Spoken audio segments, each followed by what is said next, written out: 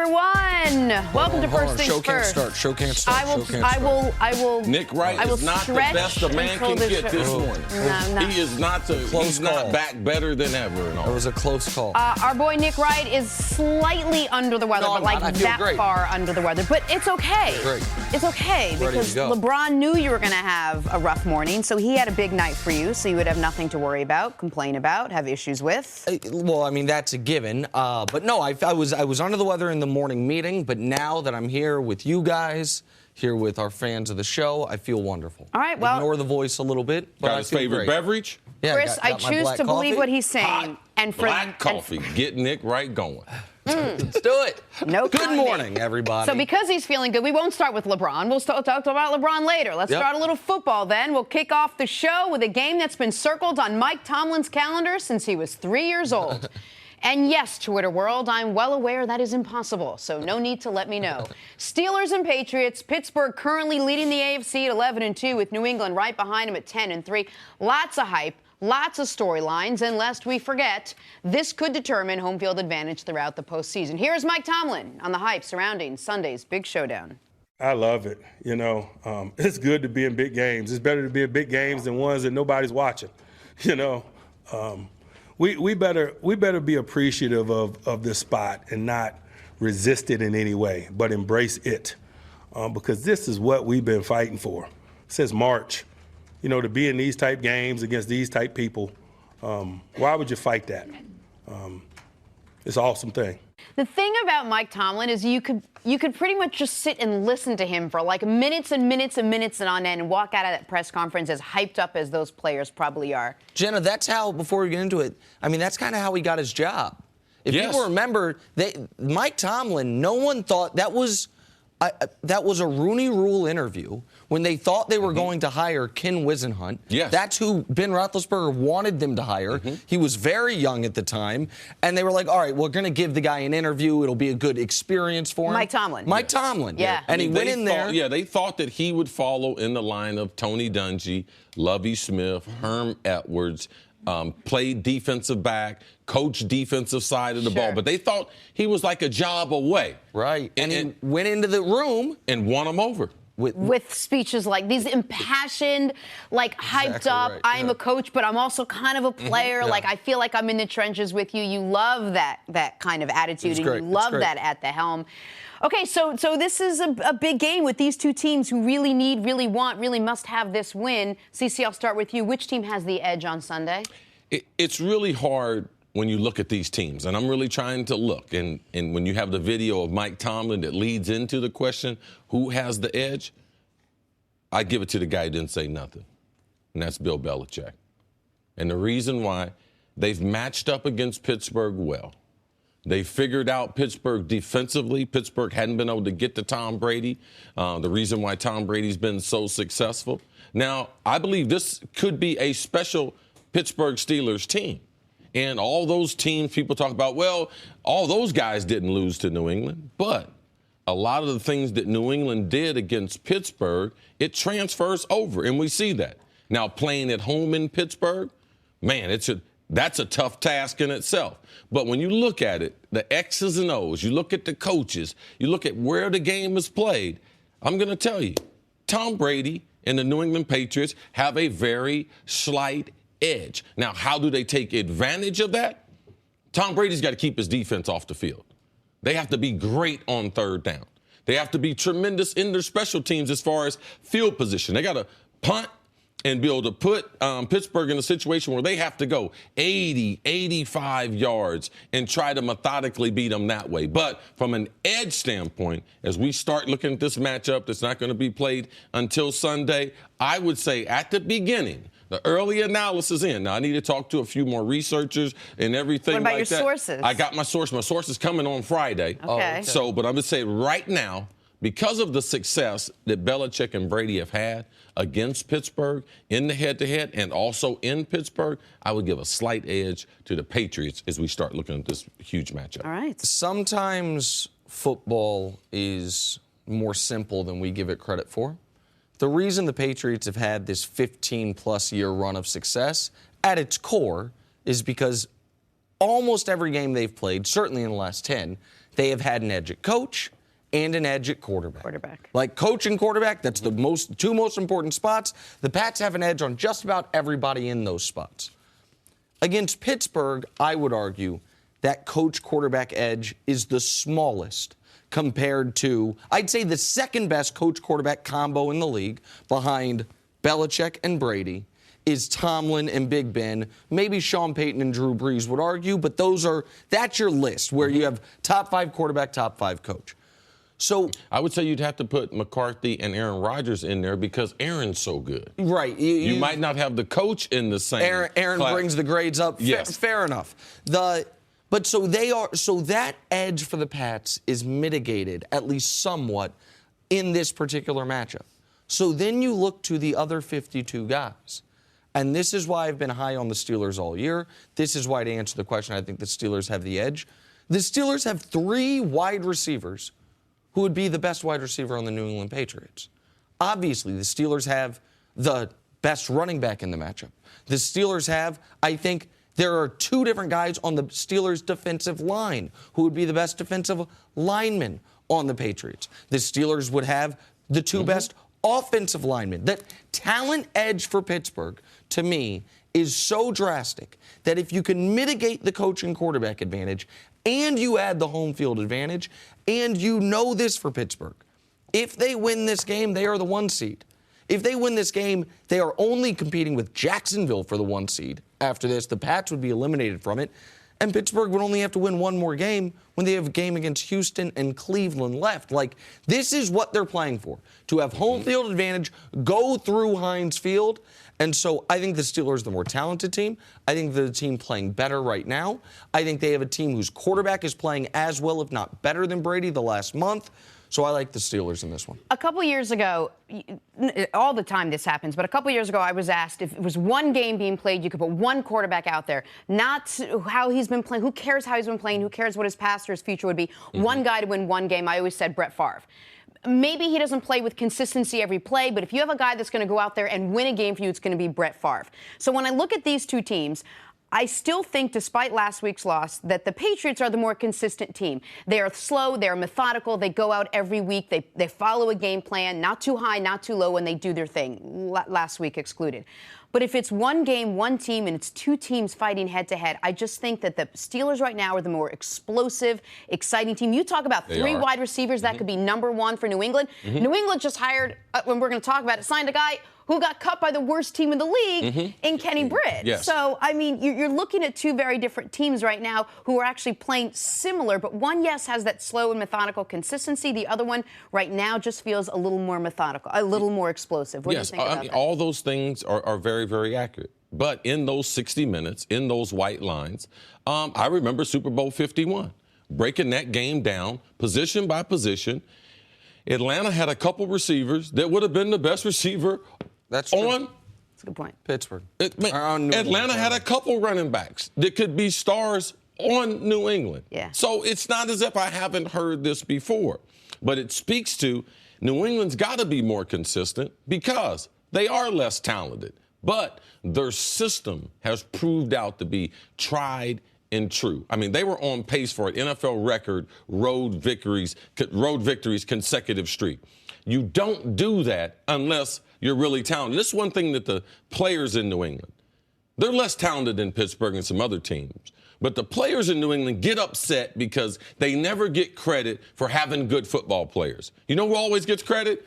Tom and the coach. You never talk about, the defensive secondary, which has improved since the beginning of the season. Now, they don't have great linebackers. They don't have great rush people, but they have a system. Their special teams is second to none. It will play a role in this game. So those are the things that I like to depend on. Yes, this season it tells one story, but when you've been as dominant as New England has been over Pittsburgh, over Ben Roethlisberger, those are the things that I would like to rest, to believe that they're more predictable to happen again this Sunday. One other note, one thing, CC, that you pay more attention to than I think just about anybody who does what we do is the weather and the injury report. People, we acknowledge the weather, we acknowledge the injury report. You drill down on that. Yes. And talk about the importance of it. And we saw, by the way. I know it affects play calling. I know it affects the skilled guys. I know how it affected me. Jenna, you'll appreciate this. The less body fat you have, the colder you get. Just like you in the studio. I know, always. Oh, because you got definitely the lowest body fat on the show. Easily. Bless you. I mean, Bless that's. you. But so when you get to the skilled guys, yeah, big guys, they love the cold weather. Not the skilled guys, and the ball's harder to hold on to. It has a little film coating on it. So the weather, yes, it plays a factor in playing football. And we saw Monday night the way the injury report played a factor. Marcus Cannon was out. That the Patriots, we talked about how we don't make excuses for them the way we do the Cowboys. Well, listen, the Patriots could have used Marcus Cannon. They could have used Kyle Van Noy. They could have used Trey Flowers. The Steelers, on the other hand, Joe Hayden's back at practice. That secondary's been two totally different secondaries, with Joe Hayden, without Joe Hayden. Now, we all know they don't have Ryan Shazier. But aside from that, and that's a big but, I totally understand that, this is one of the healthier teams in the league right now. This time of year, it's not always about who's the best team in the league. Once you get to game 15, game 16, it's very often about who's the best team that's healthy. Who's the best team that has not been ravaged by injuries. And so I think right now, especially if Hayden's able to come back, the Steelers have an edge in the health factor as well. One player we should mention, he's been in the headlines, Mike Mitchell, the safety for Pittsburgh. They need to play a physical style. They also have to guard Gronk. I believe that he will play a huge role in how the game plays out. Just his role inside the box against Gronk and the physicality, I believe it will be part of the storyline. Welcome back to First Things First. Greg Jennings stopping by to say hello, talk a little football. A man never lacking in intensity. Good, never, Greg Jennings, never. Good to see you, brother. Soft-spoken. Soft-spoken, different. Be careful. The ones that are quiet, them the crazy ones. I wouldn't go when they go off, they go off. Yeah. You know who's quiet? Aaron Rodgers is a little soft-spoken, just a little bit. After missing 7 games with a broken collarbone, Aaron Rodgers will reportedly start Sunday against the Panthers. He posted this picture on Instagram saying, quote, "It's been a long road from that day to this, but I'm happy to say I've been medically cleared to return. Thanks for all the love, support, prayers, and well wishes over the past 8 weeks. And a big thank you to Dr. McKenzie and our incredible training staff. #Rise Again." So, Greg, when you look at the situation like this, you say, oh, Aaron Rodgers is back, everything's fine now. But what are reasonable expectations that you place on a guy who's been out for 7 weeks with the injury that he's had, and he rejoins a team that really needs you to be playing at your best? That's the reasonable expectation. I need you at your best right now. That's the reasonable expectation? This is Aaron Rodgers. I'm not, if this was any other player and they were coming back off injury, the expectation would be if you step on that field, I'm getting what I've always gotten. Yeah, there is no curve on the grade. Absolutely not. And so for me, they're in a position where they cannot lose. They can't drop one. They have to play their best football right now, whether Aaron Rodgers is on the first game back, second or third. We need his best right now, and I think we'll get that. When you look at the struggles that they've had, specifically offensively, they haven't been able to do anything throughout the air. He's going to solve that problem immediately. Yes. His chemistry, I don't think that'll be an issue at all. His timing, possibly, but the chemistry he has with those guys on the outside, Jordy Nelson, Devontae Adams, Randall Cobb, it's not only on the field. When you have a relationship, when you have a rapport, you see body language, you watch how they run routes. You don't forget those things. It's just a matter of that timing that they have to get back on the practice field, which they'll do all week this week, and then have that actual game time experience. My concern for Aaron Rodgers and his level of play is not that. It's will they be able to protect him when he extends the play? And will he get rid of the ball when he extends the play? Because he can't take unnecessary hits. But as far as what my expectations are, I need you to get us there. Quickly, does the game plan change at all? Do you say, hey, just put it in his ear, maybe try not to take too many unnecessary chances? Or do you say just go out and play your game? He's smart enough to know that. He has to go out there and play his game. I think everyone in that organization, in that locker room, understands the importance of having him back, the importance of keeping him healthy, none more than he. And so he's smart enough to understand when to hold on to the ball, when to get rid of it. But I will say it again. I need that greatness right away. I don't care if he didn't practice once this week. When he steps on that field on Sunday, I expect Aaron Rodgers to be there. So here's the bright side of analyzing this. We've got a really good comparison on what to expect. Aaron Rodgers, 4 years ago, when he missed 7 weeks with a broken collarbone, came back. The situation for the Packers was this. Oh, it's week 17, you have to win to make the playoffs. Hey, Aaron, go get us in the playoffs. And what we saw in that game was 90% of what we typically see from Aaron Rodgers. Total brilliance. He averaged over 8 yards a pass. He completed almost 2/3 of his passes, threw for over 300 yards, couple touchdowns in that must-win game. Had an amazing play, if you remember, at the end of the game near midfield, avoided the rush, made the play of the game to help get them in position for the winning touchdown. The one, but that was non-typical Aaron Rodgers was only the second time all season he had multiple interceptions in a game. So where you saw rust was not on his ability to make great throws, was not on his ability to lead his team up and down the field. Where you saw a little bit of, he's been gone a couple months, was on the same page as his receivers, in sync the way you typically are. Because one of the marks of Aaron Rodgers' true greatness is not just the Hail Marys, is not being able to make every throw. He takes care of the football as well as any great quarterback we've ever seen. So I looked at that Bears game as a good indicator on what we could see in this Panthers game, which is Rodgers probably going to be out there and be able to throw for a bunch of yards, maybe have a slightly higher likelihood for mistakes than a typical Aaron Rodgers game. There would be another group that would argue the reason why he made those mistakes because, as you said, they were in a must-win situation. When you're in a must-win situation, you're not in a regular season game. You have to try to force the ball into traffic. You have to try to make big plays. But what are my expectations from him? This is tough to do, all right? He had surgery on a broken collarbone. Now, the Packers and Aaron Rodgers decided to take a more aggressive approach, all right? He's got 13 screws in his right shoulder and 2 plates, all right? That's the most aggressive approach anyone's taken to this injury. Now, it helps the injury heal faster. So yesterday when he got the CT scan, now they say, the bone is healed. Yeah, that means with a broken bone. That means the bone is 80% healed. A doctor, an NFL doctor, will allow you on the field. So his shoulder's 80% healed. So what's reasonable expectation? I mean, he's still human. He can't get hit. Like, he cannot get hit and land on his throwing. His last collarbone surgery, or he didn't have surgery, it was his left. So even if he took a blow, it didn't affect his throwing motion.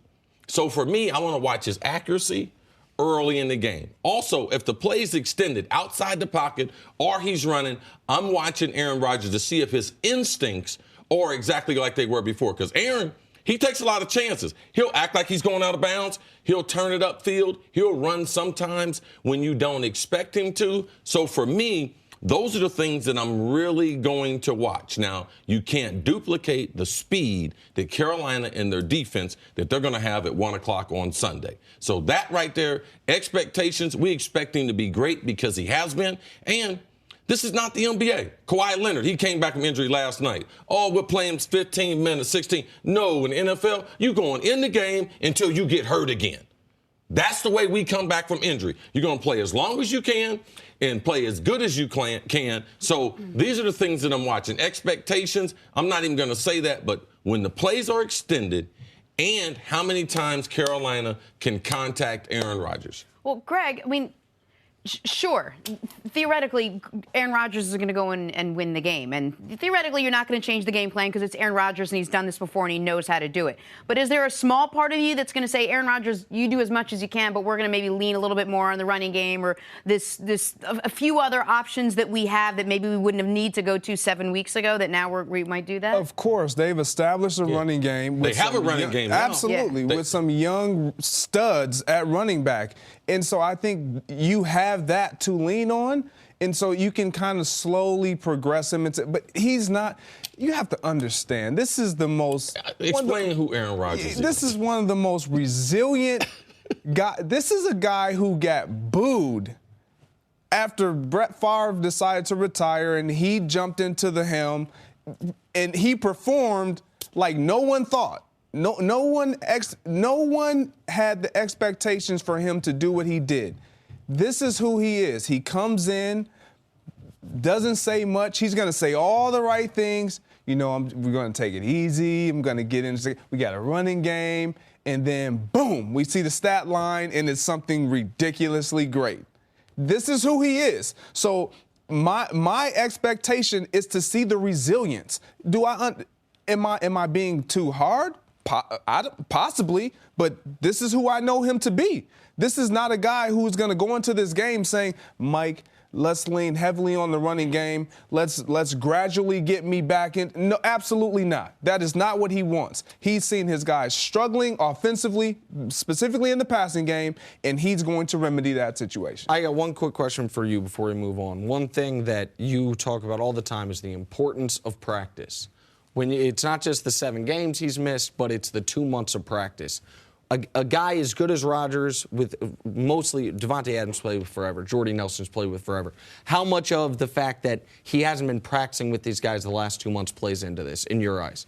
It doesn't play a whole bunch into it because, he's just a special guy, man. He can put the ball. The routes are all staying the same. Can he deliver the football? If Dan Marino, I don't know where Dan Marino is at right now. He can throw a slant, a dig, a go, a post corner. They're just that gifted throwing the football. He is so awesome. Watch Jordy Nelson. From witness protection to playing in the NFL. It's going to happen instantly.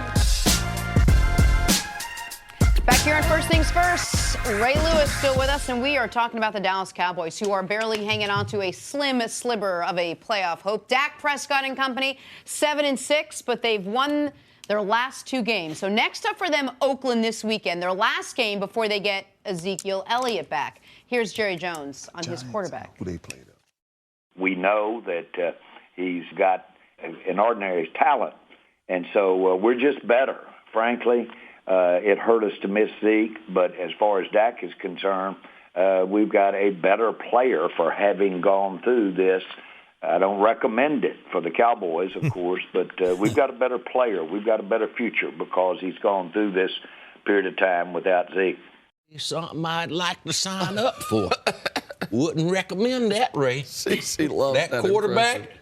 we saw something in him. We got a better quarterback, Ray. Now, don't recommend that for me or Cowboy fans, but what? He got better. Bravo. I like it.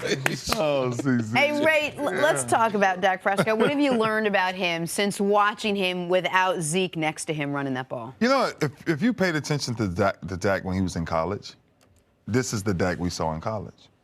Play football. A lot of times you bring guys in and you make them what we call robots, right? To where, hey, the ball needs to go here. Yes. And one read and yes. Get rid of the ball. Nah. Use what you did to come from Mississippi State, to do what you did last year without Zeke, and say, go complete passes to Dez Bryant. Go find open people with Jason Witten. Find your people, but play the game. And so it's interesting because you watch guys go through this, right? And they call it sophomore slumps. The only thing that I always said this that contributes to a sophomore slump is overthinking. Because the game ain't never going to change. The game is still the same game, week in, week out. So when you see Dak, what Dak is doing now, all Dak is doing now is having fun.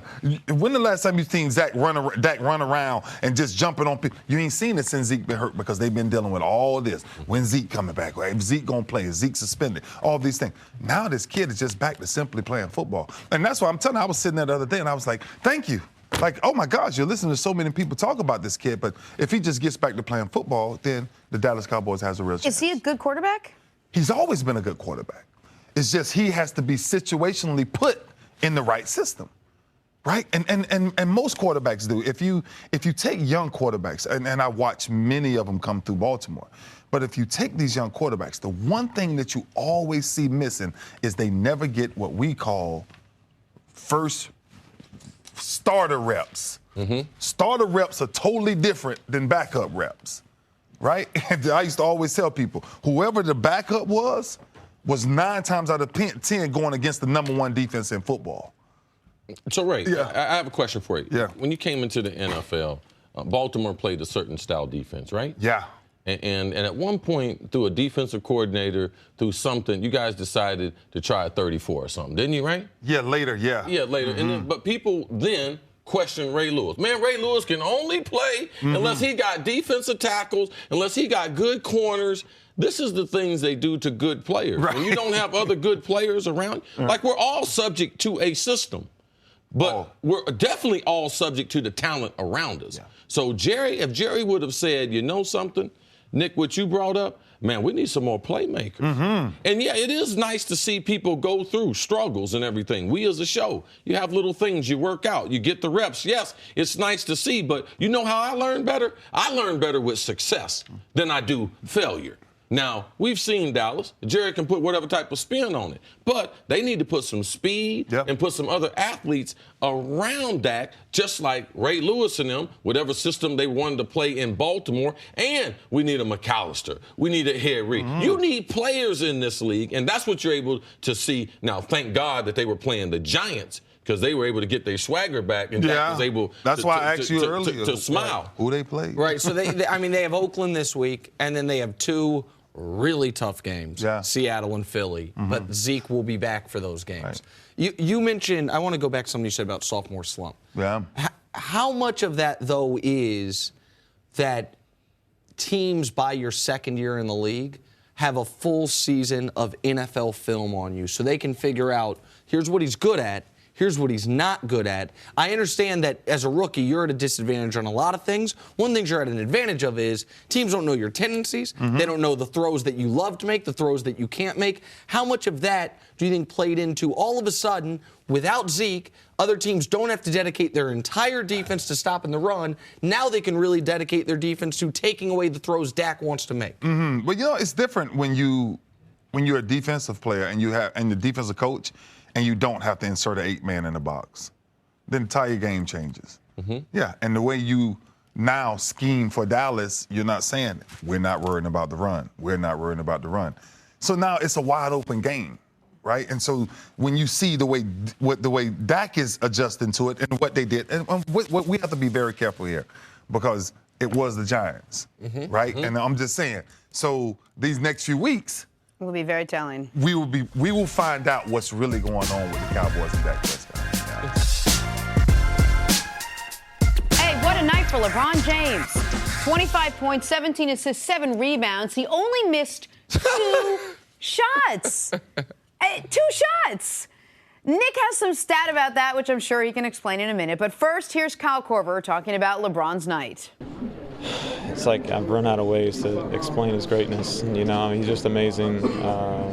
He makes all of us better than we really are. He has an ability to feel the game, and he can do whatever the game is called for him. Whether that's him needing to score and get down in the post, knock down threes, and he's just kind of finding the whole thing right now, and he's playing really good basketball. All right, Nick, explain to us, which you've done before, but we keep seeing it, how LeBron James is still this incredible in year 15. I almost think is the wrong word, because that implies he's maintained a level of excellence. I don't think that's the case. I think the single best season of basketball LeBron James has ever played is the one we are witnessing right now. He's above his career average in points, second highest in his career rebounds, highest in his career assists per game, highest field goal percentage, highest three-point percentage. So I think in year 15, the discussion was when LeBron went to Cleveland, when he came back to Cleveland, I should say, did Miami get the best of LeBron James's years? And the general feeling was, well, yeah, probably. They got years 8 through 11, the absolute prime of a guy's career, that he was going to slowly tick down. And after year 1, by the way, that's what it looked like. Looked like, oh, okay, he did tick down a little bit. And then basically starting with the NBA Finals against the Warriors the second time, we've seen this LeBron James 3.0 version that's better than he's ever been, more efficient than he's ever been. And the only rationale I can come up with at CC is something that you mentioned Tom Brady said. Why would I stop taking the test when I have all the answers? LeBron is a smarter player than he's ever been. His basketball IQ is higher than it's ever been. And somehow, because he's some type of mutant, his athleticism is almost as good as it's ever been. I think sometimes and please enlighten me here, like we just assume that because he's so talented that he doesn't practice, he's just this, you call these like some mutant that he keeps doing it, but talk about how much work he still puts into his game in year 15. I mean, does he still practice? Does he still work on his diet? Like, is this all a part of his daily regimen? I mean, I would say more than, like, that's, he had the Cavs. That goes a lot towards who he is. He has what the Cavs training facility is, replica of it in his home. So when he's at the facility or not, he can get the exact same treatment. I mean, the work that, and by the way, it's not just LeBron. The work that the elite athletes are now able to put on their body, the money they're able to spend on their body. You've talked about this with Odell, the money he spends on his body on a day-to-day basis. And because of that, and because of some freak genetics, CeCe, he's almost as good of an athlete as he was in year 7, and he's a smarter player than he's ever been. What happens athletically is the game slows down. Let's go to Lonzo Ball. The game is as fast as it will ever be for him. Right now, the game is as slow as it will ever be. Well, what is that? Well, when you're playing sports, your brain takes pictures. And, Jenna, you'll appreciate this because the more lactic acid, the more rapid your heart races, the less clear your vision is, and the faster the frames your pictures are taking in your brain. When you're an elite athlete and you have superior conditioning, you never get to the point of lactic acid, so the game is always slow in your brain. Now he has thousands and thousands of pictures of, man, I've seen this before. So he's playing a game that he's already played in his head. Now, athletically, he hasn't been injured. Injured meaning he hasn't gone through like rehab. So you don't see his body being set back year after year. Tom Brady, since he's turned 33, he's been able to build on this new program that he has that he continues to elevate because you're getting younger players coming into the NFL. The players aren't as good. So Tom Brady is still ascending. He's getting younger players that haven't played against him. He's not playing against Ray Lewis, all these other great players. I know we got Ray coming on the show, but it makes a big difference. LeBron is playing against all these undersized, all these young players. So he is playing. He's got the answers to the test. For us to think that we know what he's going through, we don't. We're trying to make sense of it for normal people. LeBron, the game has slowed down to him almost to a walk. His athletic ability, he's still able to play the way he was 5 to 7 years ago. Have we seen anyone else do this? No, this is the first time. So what happened last night, Jenna? It was our first time seeing it. What's going to happen 2 nights from now? It's going to be our first time seeing it. So people trying to explain that they actually know what's going on, they're just making up stuff, Jenna, because we've never seen it before. We've never experienced it before. All I can just give you is how an athlete thinks, how his body, what's the difference between the good athletes and the great ones, how long they stay in their prime. LeBron is in rarefied air that we haven't seen. Brady's in rarefied air that we haven't seen. We have to enjoy it and try to do our best to explain to fans that what we're seeing is very, very rare. CeCe, you mentioned the prime. Like, LeBron, I would say, officially became the best player in the world. The playoff series against the Pistons, the 48 special game when he took the 07 Cavs to the finals. Like, is that a fair marker? In 2007, yes. Is that a fair? People might want to parse. Some would say Kobe was better at that point in time. Yeah. You don't want to give Kobe. You don't want to give Kobe that he was ever the best player. That's a good bookmark. I think that you can certainly make the argument it started then. No one thought it'd be going on in 2017. No one thought that whenever it started, that it would be a 12-year reign as the best player in the world. And when you say something we've never seen, that's not hyperbole. Last night, LeBron went 25, 7, and 17 on 85% shooting. No one in the history of the league's ever done that on 75% shooting. And as far as, if we can just show the audience, LeBron this year compared to the average of the 4 years he won the MVP. So the 2 years in Cleveland, the 2 years in Miami when he won the MVP, average those seasons together compared to this year. He's better in everything this year. Substantially better in shooting percentage, three-point percentage, and assist per game. Slightly better in rebounds and points. Like, this would be Brady right now, CC, having a 55 touchdown season. Well, if we want to point to one thing, in Jenna, it's his shooting. His ability to be comfortable to shoot any shot. Last night, he shot a runner left-handed about 10 feet, left-handed just because. Now, you can only shoot that shot if you have superior confidence. The fadeaway he shot on the baseline. His ability to extend the game to the three-point line now is stronger than ever. So now the court is open because you have to defend him. If you keep going underneath the screens on the pick and roll, he keeps shooting the three, shooting it at an all-time high. So now his ability to be able to get to the bucket because of his shooting and also his dribbling, I believe it's best it's ever been in his career. Sticking with the entire Big Baller brand in the Big Apple last night, all the balls were in attendance to watch. LaMelo, LiAngelo, LeVar. And not a bad night for Lonzo. 17 points, 8 rebounds, 6 assists, but wasn't enough as the Lakers fell to the Knicks 113-109 in overtime. Lonzo and coach Luke Walton spoke after the game. It was a lot of fun. You heard the crowd, the whole game. Just the whole, demeanor in the gym is just crazy. It's my first time playing here. And, it would have been nice if we got a win, but it was very eventful, and it was a good game. It was great to see happen tonight. We needed it when he did it because they were starting to roll on their end, too. But he's a competitor, and, he gave us everything he had tonight. Nick, let's talk about Lonzo for a second. It was a big stage for him, first time at the Garden. Maybe not a fantastic line, but impressive enough from what you saw? Was I impressed with him? Yeah. No. I have to be fair about Lonzo. Lonzo did something last night, 17 points, 6 assists, 8 rebounds. It's the 111th time that line's happened in the NBA this year. That line is fewer points, rebounds, and assists than Ben Simmons is averaging this season, okay? So, let's just level set on what he did. I am not out on Lonzo Ball. I have not lost hope about Lonzo Ball. People want to bring up the Jason Kidd comparison. Jason Kidd's rookie year, they averaged the exact same points.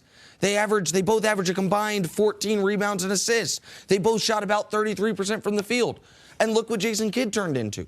So I am not out on what Lonzo Ball can be, but I'm going to be honest about what he is.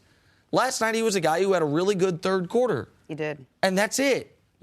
That's it. He, once again, for the 25th time in 26 career games, he failed to break 50% from the field. The difference between last night and most games we see from Lonzo is his three was falling. He was 3 of 6 from 3, and that's why he had the 17 points instead of the typical 9 or 10 points. I just think we got to be fair about what he is right now. What he is right now is a limited offensive player because of his shot. Last night his shot was falling. That doesn't mean he can't be an outstanding player in the future. But his team lost and he played an okay game. And so, no, I'm not going to give the second overall pick bonus points for that. What did the first overall pick do last night? Well, first overall pick hasn't played yet this year. Oh, yeah. He played a little bit. Markelle Fultz, he played at the very, very beginning. Right. Sorry. He played in the very beginning, and he's been out with this shoulder injury. Right. Correct. Don't know when he's going to come back. No. They say maybe a few weeks, but probably longer, knowing Philly. Most of the top 10 picks in the NBA this year are all struggling. Would you agree? Yes. The only thing is we're following this kid every move, every turn, every dribble, every shot. So it's hard to be fair about where he is. You can get excited about what he did in the Garden last night because he was far more engaged. There's a huge atmosphere in the Garden. Did he handle that? I thought that he did.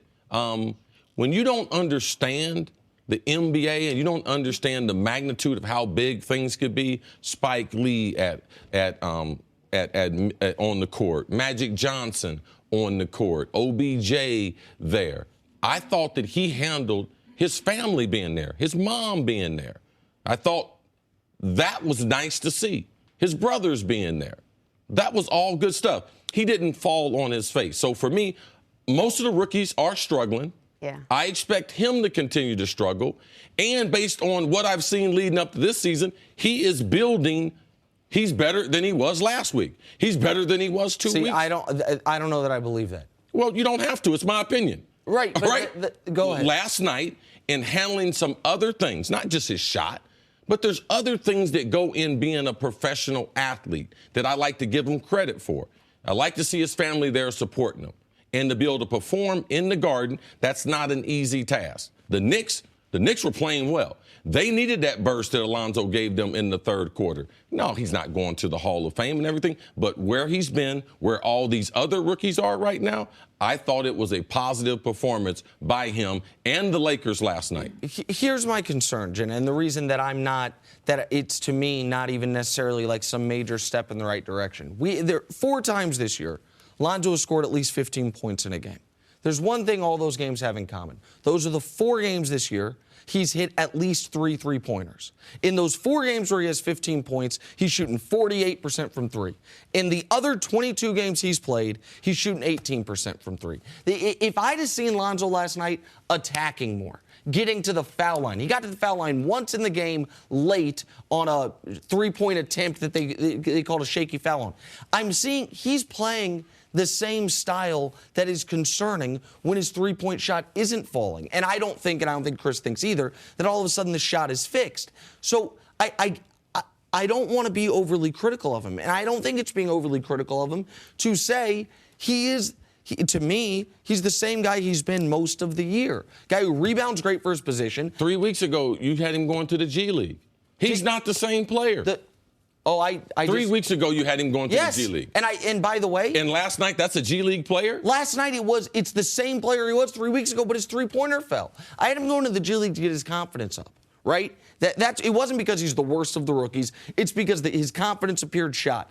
If he builds on last night, then I will come on and say, hey, you know what, CC was right. The bright lights of Madison Square Garden, playing a good game for him in that spot, it was a turning point for him. But I have no reason to believe that's a turning point. Right. He's not playing worse in month 2 of the NBA than he did in month 1. All right? What you want to see with young players is when they get exposed to the speed and the tempo of the game, how do they adjust? He is getting better. He's not a finished product. But to be fair, if we're going to analyze every game every other night, let's just be fair. He's gotten better than what he used to be. But also, a lot of that is on us. So, take a look at these 2 markets. You have your New York and you have your L.A., 2 biggest markets, right, arguably in the league, they are, easily. Definitely. The Lakers' #1 pick was Lonzo Ball. The Knicks took at number 8 Frank Ntilikina, right? Mm-hmm. So this guy, Frank, is playing and living in the New York spot every single night. Never hear anything about him. I mean, he's not fantastic, not putting up amazing numbers. He was only taking 6 spots lower than Lonzo Ball. But because we are so zone-focused, laser-focused on every move this kid makes, I think to his detriment that we are setting him up for this constant disappointment. This line is not great. This line is not great. But it's not just the dad. When the dad says what he said, when Magic says we're going to hang his rafters one day, and when you play for the Lakers, which are, you're right, New York's a bigger media market. The Lakers are the most important team in the NBA. Period, point blank. History-wise, they're the most important team. This is part and parcel with what you got. And so, I'm not killing the guy. The improvement CC is seeing on a month-to-month basis is not what I've seen. But maybe we'll see how he is in month 3. He was not a G League player last night. Okay, well, we can talk more about the G League thing later, but that was about confidence, not level of play. Thank you for listening to the First Things First podcast. Remember, leave us a review and tell us what you think. Subscribe to the podcast on Apple Podcasts and catch us on FS1 Monday through Friday, 6:30 a.m. Eastern. For Chris Carter and Nick Wright, I'm Jenna Wolf. So long.